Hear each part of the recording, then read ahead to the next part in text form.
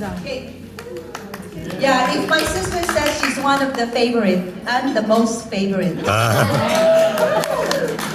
My name is Ayan. Yeah, they call me Tess, Adi Tess, Miss UST. Pinsan. And before I start my speech honoring my auntie, I would like to um, mention how smart my nephews, her grandchildren, for speaking spontaneously. And I have my código, so see, I'm not as brave as them.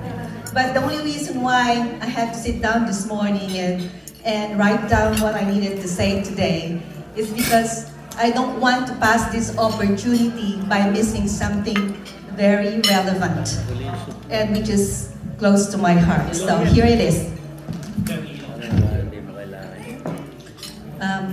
Let's take a quick trip down memory lane with Auntie Christy. If my memory serves me right,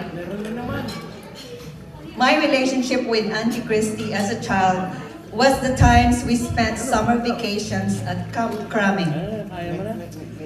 As you know, Auntie is a military first lady, being the wife of a lieutenant. At that time, my cousins were still toddlers. I remember having many picnics that involves slaughtering a pig or a goat, like lechon, and then we have papaitan, we have, yeah, so that's a regular staple when we gather together. We always have a feast. Auntie was always busy entertaining and making sure that we were fed. Part of our training is not to be shy to perform, which included singing and dancing. So you see, you witness members of the family, have talents. I was an obedient child to all our aunts. My mom was fond of gatherings of this nature as well. As a kid, I hear never-ending laughs and stories that have been told so many times. We always look forward to birthdays, weddings, and holidays so that we can gather and see all our cousins like this one. There was longing when Auntie Christy left for United States, and so are other aunties. My mom was also planning to follow, but God had other grand plans for her in heaven. As I got to be a teenager and finishing school in the Philippines, Auntie Christy already had a different life in the US. A very stark difference of her life in the Philippines.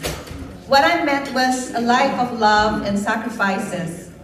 I said that because he worked and worked and worked and hardly any time to do things she was accustomed to in the Philippines. Being a military first lady with servants to help her take care of my cousins. When I arrived in the US in 1986, it was Auntie Christy and Mr. Hilliker who welcomed us, Tony and myself, my husband, in their humble home. It was hard for me to leave family back home, but Auntie Christy was there to show me the ropes and a glimpse of what is to be expected living in the US. During our many talks, I have told her that if she can chronicle her life up until today, the book will be definitely a bestseller and will surely give inspiration to many. She fought life in her unique way. She would not have retired at age 72 as a nurse, but the hospital that she worked for so many years gave her retirement incentive that she could not refuse. If there is one to be interviewed or asked to be the entertainer, she would be the one to be endorsed or recommended by peers and co-workers. She was once featured in a major newspaper because of her dedication and show of enthusiasm as a nurse and a very welcoming friend to all that she meets. There were many chats that over the phone during the period of pandemic beginning 2019. Part of the many conversations was about politics and immigration policies. She is so passionate about Trump, and I can understand her sentiment because US is her home now.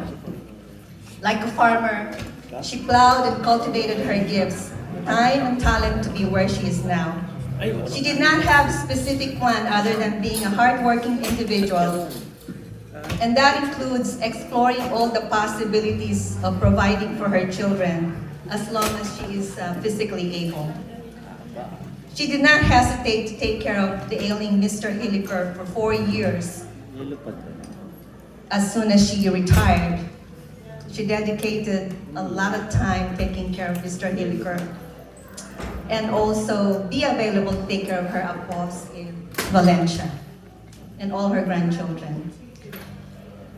Let me end by saying that Auntie Christy is not your typical aunt, Lola, friend, and mother. If anyone here really knows and understands her, she can be angry like no other. She speaks like no other. She sings and dances like no other. But most of all, she cares and loves like no other. It is hard to describe my relationship with her as her niece, as I know she is always present in my life during the times she would reach to me unexpectedly. She has a tsunami effect on me in a grand way.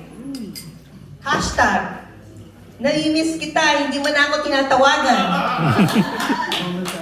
And lastly, hashtag, make America great again. Thank you, Maribel. Very nice to talk about me. Let's go, bro. She's one of my favorite nieces. If she doesn't call me, I said, you haven't called me. You know, and I miss you. All my nieces and nephews are all nice to me. And I love them from the bottom of my heart.